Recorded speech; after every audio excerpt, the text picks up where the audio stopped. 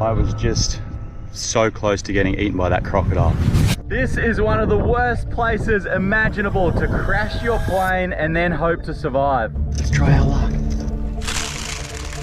Oh, yeah. Oh, that's a beauty. Holy shit. This crocodile is just following me up the beach here. This is the perfect mud crab hole. Look at that smoke coming. Yes. Keeping me on my toes a little bit too much.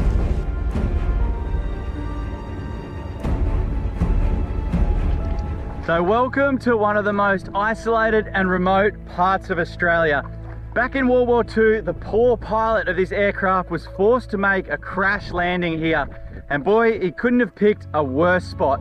Pretty quickly, the war would have been the least of his worries and he would have had to switch straight into survival mode. First things first, he would have had to get ashore here. And these waters are full of crocodiles, sharks, stingrays, stonefish, everything out here wants to hurt you. I'm putting myself in this exact location to see what this pilot would have been faced against and to share his story for a plane wreck survival challenge. There's a huge stingray right here, so well camouflaged. Oh, if I stood on that one, he would have a massive barb. I'd be in all sorts of hurt. Look at the size of him. Now, the first challenge for this poor pilot would have, of course, been getting ashore. And while I was flying the drone, just during the introduction there's a decent sized crocodile in this creek here and there's sharks cruising all up and down in the shallows here. But once ashore, his next survival challenge really begins. Now, a lot of these planes were kitted out with survival rations in case they went down. But for the sake of this survival challenge, I'm just gonna go pretty simple, really. I've got just a shirt, sunnies, and a hat to cover up, and then in here I've got GoPro batteries so I can share it with you guys, sunscreen, the VHF radio, we do need an exit plan eventually, and got a GoPro so I can bring it all with you guys. The one survival item is I've got a knife strapped to my leg. Back during World War II, all of the pilots would have traveled with a knife strapped to their belt, hence like a Swiss Army knife or something like that. But that's it for the survival challenge, guys. Let's get underway. These are definitely pig tracks here. I'm just having a quick walk along the beach where we've washed in to see if anything stands out as an obvious food source. Oh, this is a tiny little piglet. One this size would be able to just run down and catch. And then anyone who's eaten bacon or pork before knows a pig is a great source of food. So we'll keep our eyes out for him. So during World War II, there was almost 800 military aircraft that crashed up and down the Queensland coast. But that poor pilot's plane we saw today, he was part of an even bigger story, which is mind-blowing. It's like something out of, you know, a Bermuda Triangle type myth. And I'm gonna share that full story with you a little bit later on in the episode. The one consistency for the surviving pilots that survived, firstly, the crash, and then what came afterwards, is they were very proactive in finding either a water source, hydration, or food. So that's what we're gonna do, guys, in order to give ourselves the best chance at survival. Quick disclaimer as always, guys, I've never been in a war. I've never had my plane crash down. So what they were going through that led up to these moments, I can never fathom. It's more so what happened after the incident. The really amazing thing is a lot of this landscape, what hasn't changed at all since these stories we're recreating. I do hope that some of these survival challenges are better sharing the stories of these guys that went through these epic tales of survival that aren't really well known or known at all. Having crashed down just offshore here, chances are that pilot would have washed straight into this beach, and it seems like he wasn't the only one that would have washed in here. There is so much plastic, rubbish, junk scattered all along this beach, but this could come in handy for us. So first things first, we're going to do a big walk on this beach and see if there's anything we can grab that's going to come in handy for our survival.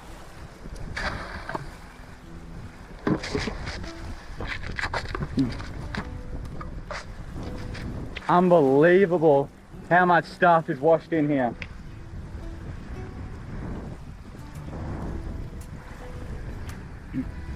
Now, to be honest, I'm not exactly sure what I'm looking for here, but just anything that is going to be useful to us. Things like rope, potentially a spear, any old fishing line, fishing hook, or any coconuts we can drink. What's this?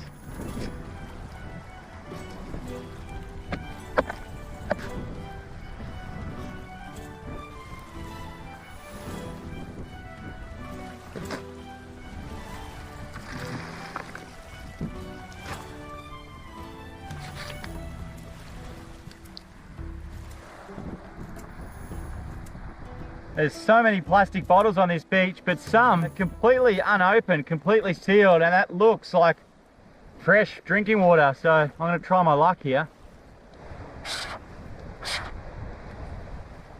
Oh, it's hot.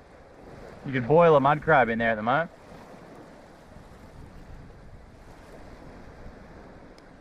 That's beautiful, fresh drinking water. Don't know how long it's been here for, but we're gonna take what we can get, especially with hydration. That's a lucky start. Another one. Honestly, it's amazing how many of these, I don't know whether they've fallen off a shipment of drinking water, it's fallen overboard or something, but that's just perfect drinking water. No way, another one. These things are everywhere. There must have been a pallet of fresh drinking water. What are the chances? I honestly can't believe our luck. This is incredible. They're all the same pattern, completely unopened. We've just about got a 6-pack of fresh drinking water. The strange thing is they've all been in the sun, it seems like, for a different length of time. This is very well weathered, whereas this is pretty clean. So I don't know how this water's finding its way into the ocean, but I'll take it. Thank you, whoever lost these. What an absolute gift, hey? This water just keeps appearing. Oh, I could make like a net in the shallows to net some fish, but this just seems too far entangled, unfortunately. We'll keep looking, see what else we can find.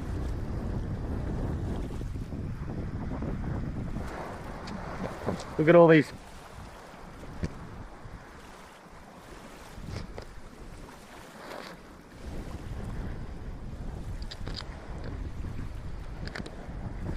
Oh, it's pretty well hooked in there. It's a popper, a fishing lure, but he's pretty well entangled.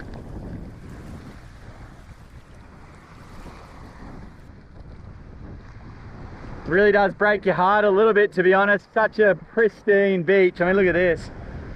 But just covered in human-made junk. It's like a rubbish tip. It is very useful if you're in a survival situation, but what a shame, hey? It's like everywhere, the whole beach. Little like flying saucer looking object. There's some crazy stuff here. This isn't how I imagine the survival episode would start. Basically Strick plays in a rubbish dump for 10 minutes, but hopefully something useful can come out of this.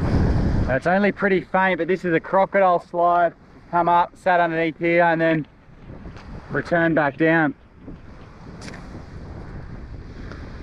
Yeah, needless to say, we are going to be on a pretty sharp lookout for crocodiles.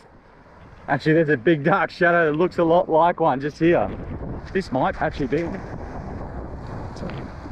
I just can't quite make it out, whether it's a log or a crocodile. I'll come back and see if he's moved in 5-10 minutes. Man, it looks a lot like one. Old shell. Thought we might be in luck here. One great source of hydration is, of course, the coconut, but that one's too small. Wouldn't be worth opening up. There wouldn't be enough to drink out of it. Keep looking. Oh, there's some about 25 meters up there. We'll see if we've got any easier options. Yeah, that's a bit clearer. That's only a small crocodile, but he's going back and forth every which way. He likes it up here.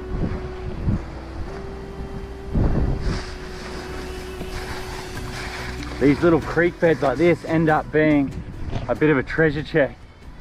And in this one, there's a light bulb, but there is literal gold for us in the form of a gold lure. We've found a few lures now, but the good thing about this one, it's got hooks on it. Hernod 1805. Surely that doesn't mean this bottle's from 1805, eh? I think it must just mean Pernod's been around since then, but I'm not going to try my luck and drink this one. This is why you don't want to spend too long drifting around in the ocean. These floats are tough, and this has been bitten apart by a shark. See all the shark bites? Crazy, eh? Yeah, a lot of the sharks are just curious. If anything floats on the surface for too long, they'll come up and have a bit of a curiosity bite. All right, let's keep going. So the key elements we need to get sorted today is pretty similar to all survival situations. So we need hydration, we need food, we need the ability for fire, we might need a shelter. And my game plan this morning is I'm just going to cover a lot of ground and try and find these things. It does feel like the wind is picking up out over the ocean here, which makes gathering food pretty tricky. So once we're done this stretch, I'm going to keep walking over to the other side. It's like a bit of a shipwreck here. Someone might have had their own shipwreck survival challenge on this beach. Oh, now this could be useful. This could be useful. Busted up old hand line that's probably going to cut me and do more harm than good using, but it does have some line on it. So I'm going to take this for the line and probably try to find a bottle or something else to use as a hand line. Now looking for the perfect bottle. Shouldn't be too hard, there's a few to choose from. I reckon this one will do it.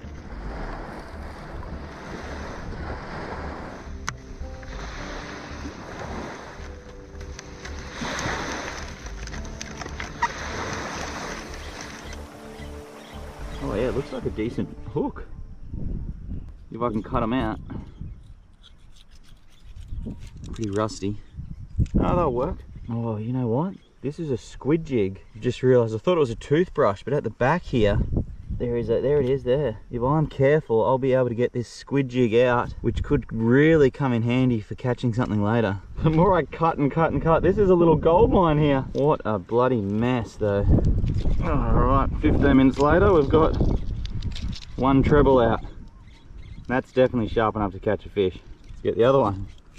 Oh, there we go, we've ended up with one lure and these two squid jigs, which, well, they're still sharp but need a bit more untangling. All right, let's go see what we can catch with these. So each one of these survival challenges that I do is just so different, but you've just got to play with the cards you dealt. And I mean, we were so blessed with all that water we've got, but next on the agenda, we've got to see what food we can get a hold of.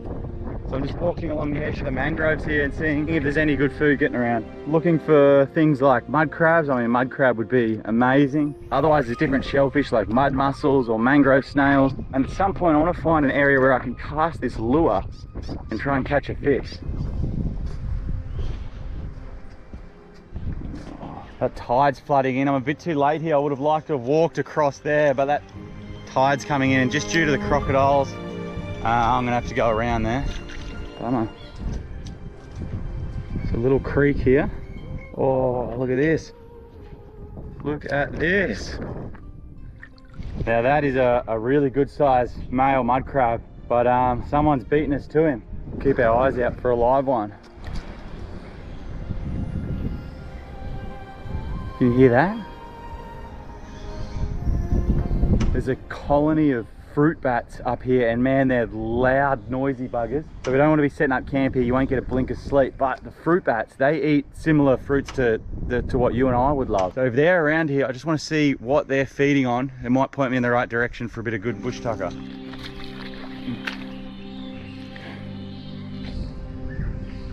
Plenty of these mud snails, or they get called a long bottom, around. We'll keep them as a last resort. Now this is definitely a mud crab hole. Let's see if anyone's home.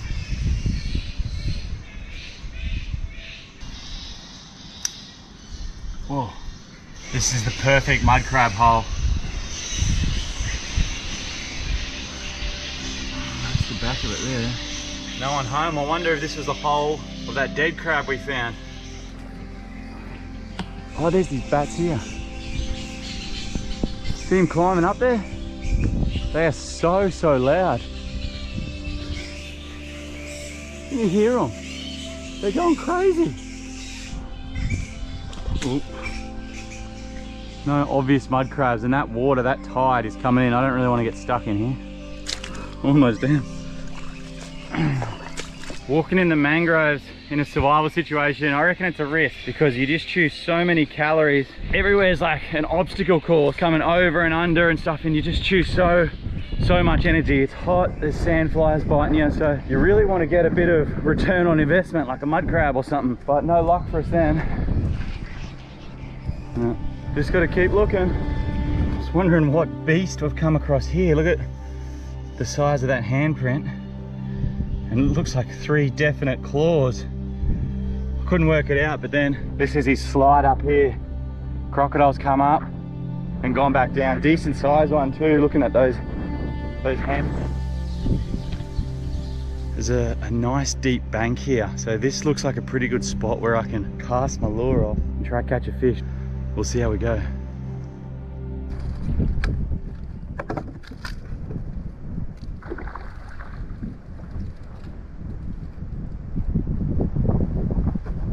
Something big is chasing the mullet in the shallows there. I'm shaking tying this knot. There's fish jumping everywhere at the moment. Let's try our luck.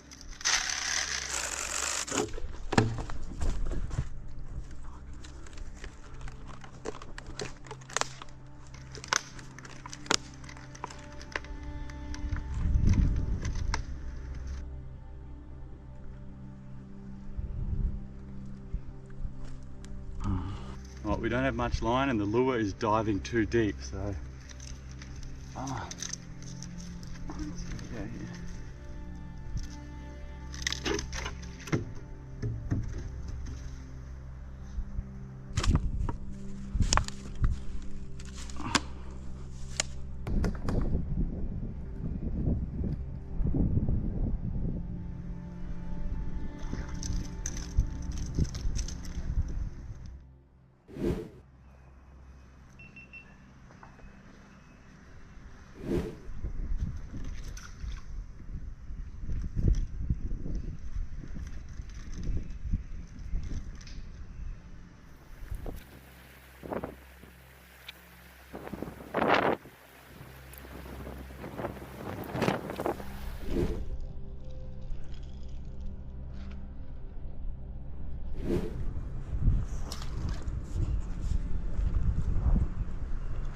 Come on, come on, come on.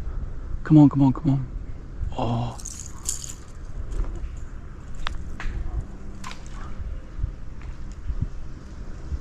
Come on, come on, come on. Get it, get it, get it, get it, get it. Get it.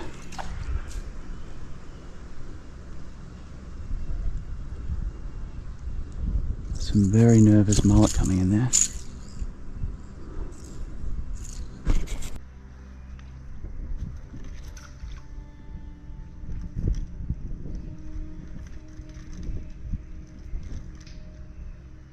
Yes, yes, yes.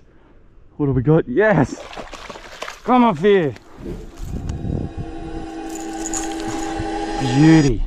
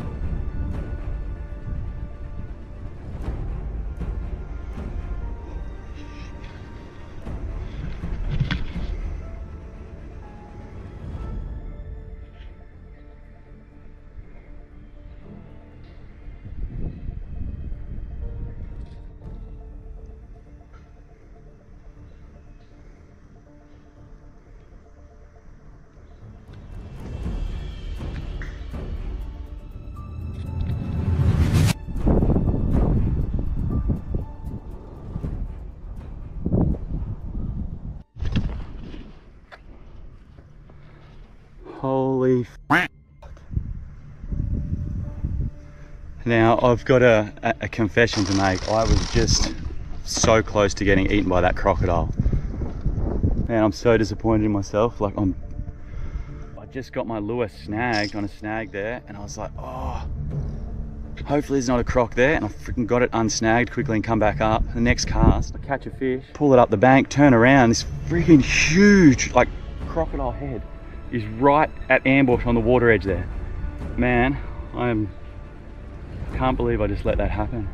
I am out of here. I don't want to play any games with a crocodile that size. That was just crazy, crazy, crazy, crazy. An animal that size would eat things like me for breakfast every morning. He'd outsmart a pig on that same bank. Here I was just looking and smelling like a bloody pig stomping around. That's got me really, really on edge, hey.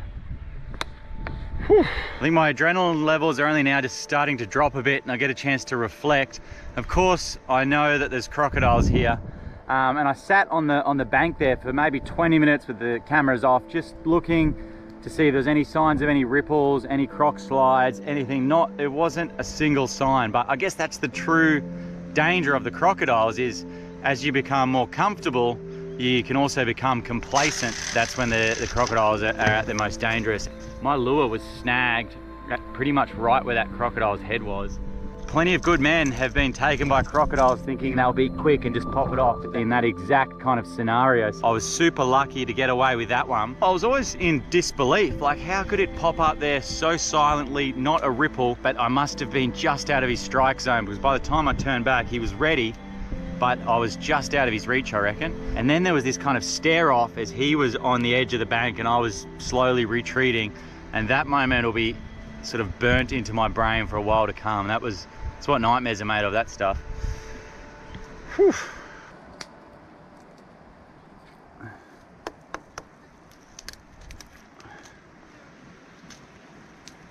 So this survival challenge has just gotten a whole lot more serious. So to paint the full picture here, guys, there is nothing around. There's no tapping out. There's no red button to press. There's no one coming. So it's probably 100 miles to the north before you reach the next little town. Probably 100 miles south before you reach the next little Aboriginal community. And everywhere in between is just pure wilderness areas, guys. There's nothing. And the only boat within miles would be Fran. So I've organised tomorrow for her to come and pick me up, thinking that would be enough time to organise a get out of this survival challenge. But until then, there is no one coming, guys. I can't tap out even if I wanted to. So it's gonna be a long night, but we've just got to get on with it, eh? There's a huge fin out of the water in the shallows here. With a dorsal fin that big, that's got to be a hammerhead. It's got to be a hammerhead shark. Oh man, this place is crazy. Just offshore here. You see that big dorsal just slicing through the water. He must be chasing some fish there. I'm on such high alert after that crocodile. Then when there was some splashing, I was like, oh, he's back. This time it's a hammerhead shark. Oh, look at it. Epic, epic, epic. He almost looks like he's beached. He's that shallow. Oh no, looks like we got some rain coming now. Oh, there's another crocodile. Bloody hell, let's go get a closer look. So right where that hammerhead shark was, a crocodile's come in and he's right on the edge of the water. He's got his mouth open. Doesn't look like a friendly pose anyway, but he's got his mouth open right on the edge of the shoreline there. I'm not sure if this is the same one, but this one looks smaller. The head I saw of that other one, I'm gonna have nightmares about that for a while. The head looked so wide. Might be a different one, or it might be the same one that wants what he just missed out on before. Doesn't want to let his lunch get away. Can't get a minute to myself without all these crazy animals around, but I really need to try to get a fire going before that rain comes and ruins all hope.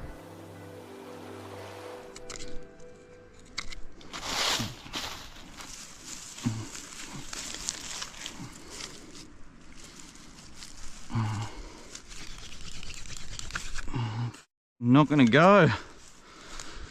Oh. Come on, good at the moment. A couple of wood chips might help. Start off a new hole. Look at that smoke coming. This one feels good. I can smell smoke. See the smoke coming up there now?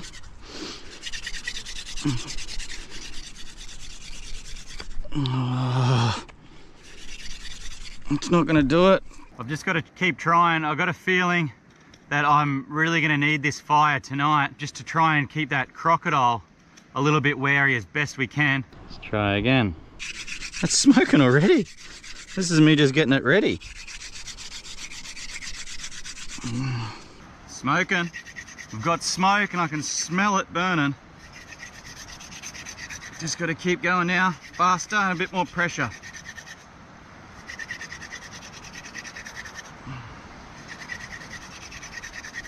Look at that smoke pouring out of it. This is going to go actually. This is going to work. Yes. Yes! Finally.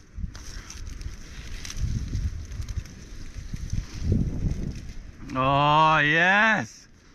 That's going to give a bit of relief from the bloody sandflies for a couple of minutes. took so long. I think the rain's actually gone now, but we got there. Let's get this fire going so we don't have to do that again. This crocodile has not taken his eye off me. I want to go down and wash my fish, but he's been there the whole time.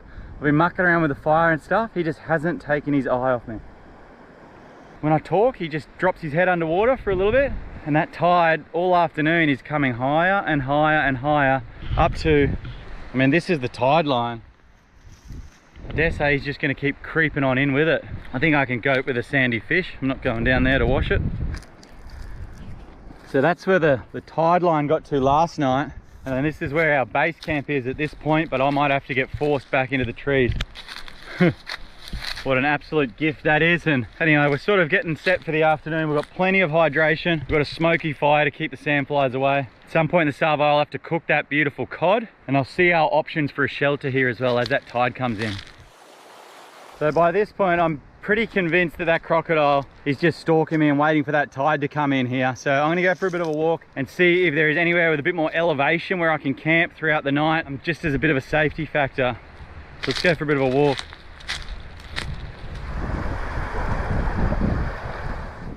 This crocodile is just following me up the beach here. He's in the water, just trailing behind. Definitely stalking me, eh? He doesn't want to let me out of his sight.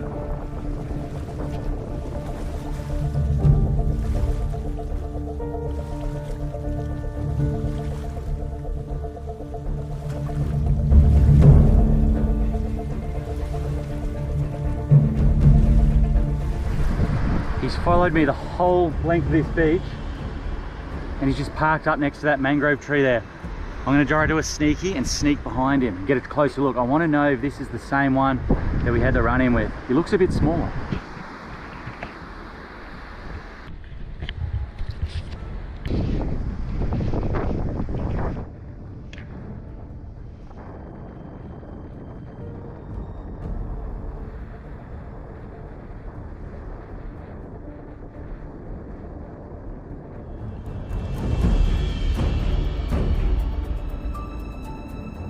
That was awesome. This one is definitely smaller. His head, I reckon, is probably half the width. The other one had this big square box head. But that one is a decent crocodile, but man, the one we saw before was a dinosaur. That means there's two of them anyway. So the setup is down that way is just all mangrove straight onto the beach. That spot where we did all the beach combing is now cut off by the tide, so we can't get there. And this is our only place to camp tonight, guys. So yeah, we just got to do the best with what we can. Do have about 10 litres of water to drink, so I might start cooking this fish, get hydrated, and then we'll see how the afternoon plays out. Yeah, beauty, bit of rain coming. Oh, what a day, hey? There's no chance I'm washing that fish off down by the water, so we're gonna have sandy cod straight on the coals.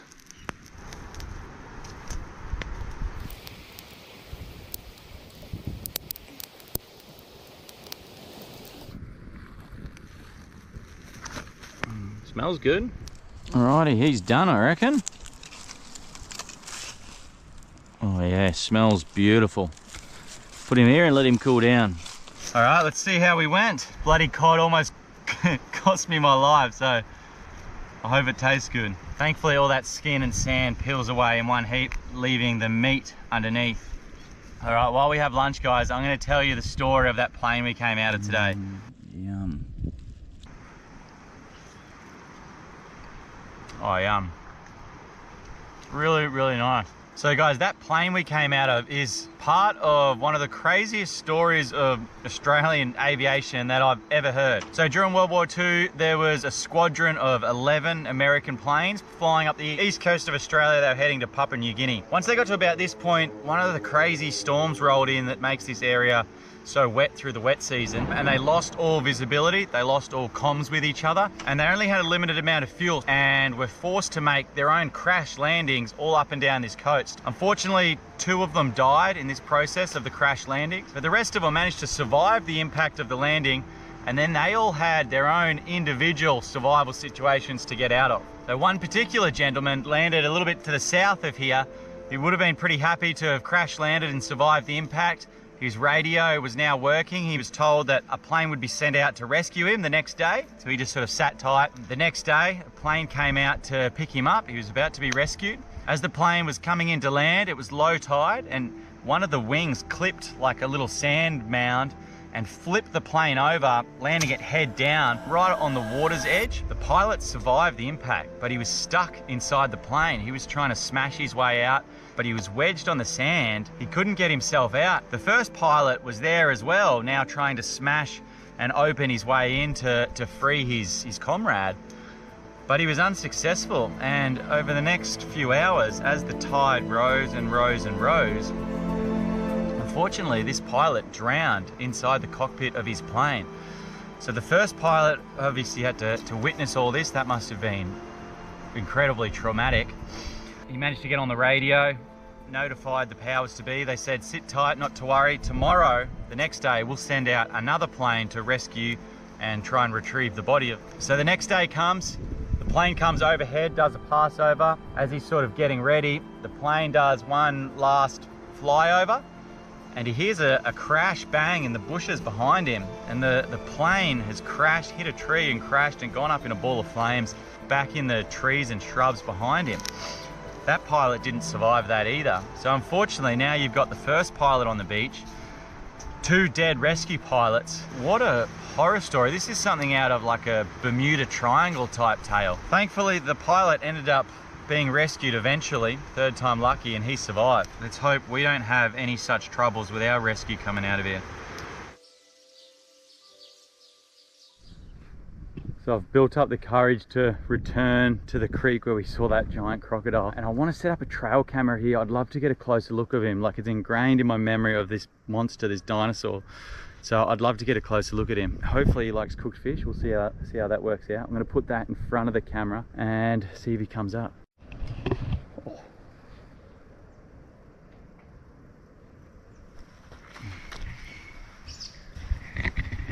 This is his slide, or one of his slides. This is kind of smaller than I imagined. Maybe this is his girlfriend, or maybe it's my mind playing tricks on me, but look at that. Look at that claw. All right, let's set up fish frame and the camera.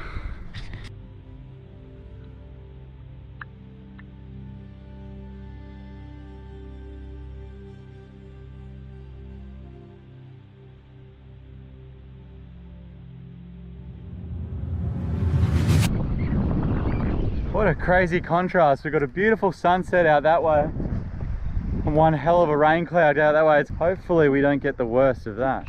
I think we are going to get a little bit of that rain actually. I'm going to put the cameras in a waterproof bag. Fingers crossed it passes over. Now, as for a shelter, with only limited time and energy, I didn't see any real need to chop down a heap of wood and then put leaves over the top to make a shelter, because basically I've already got what I would make right here with, you know, all these leaves over the top, creating a bit of a canopy. So I'm just going to crawl under the most densely leafed area here. That should give me, you know, a little bit of protection from the rain. And I just want to make sure I'm off the main pig thoroughfare where all the wild boars had come through at night time. I don't want to be getting trotted on by them. And then the other thing I'm going to have to look for is I'm going to keep an eye on that tide and just make sure that water doesn't get too close. I need a bit of a buffer zone between me and the crocodiles. Probably get a little bit further underneath this.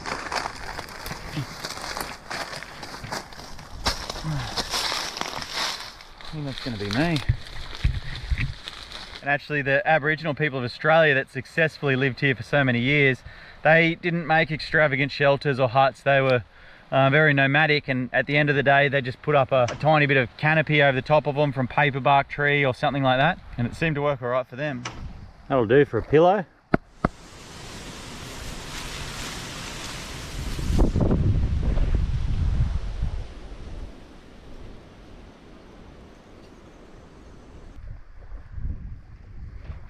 Not getting a hell of a lot of sleep, to be honest, between the rain and this big crocodile straight out the front. It's keeping me on my toes a little bit too much.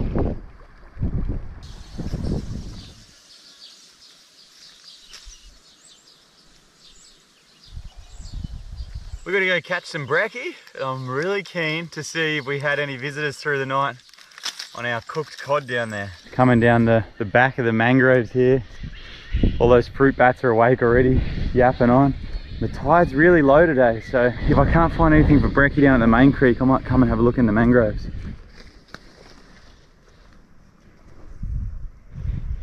So I was so bummed that nothing has taken the bait. But I've just spotted a beautiful barramundi in the middle of this little creek here. I'm going to stay right away from the water's edge, but I'm going to risk casting at him and trying to catch him. That is a beautiful fish. Just going to have a good look around to make sure that croc's not up behind me anywhere.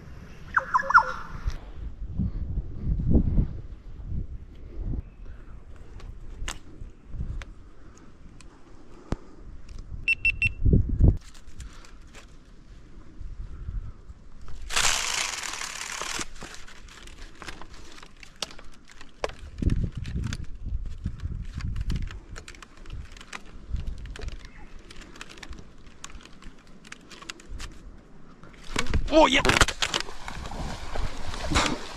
Holy! Whoa! Where's that croc? Where is that croc? Oh, that's a freaking beauty! Holy shit! What a beautiful barra! Come up here, mate. Come up here. Come up here, you big, beautiful fish. Yes! Holy shit! Check out. I'm on edge, man. Hyper alert. Check out the size of this fish. You beauty! A barra on the water bottle hand line.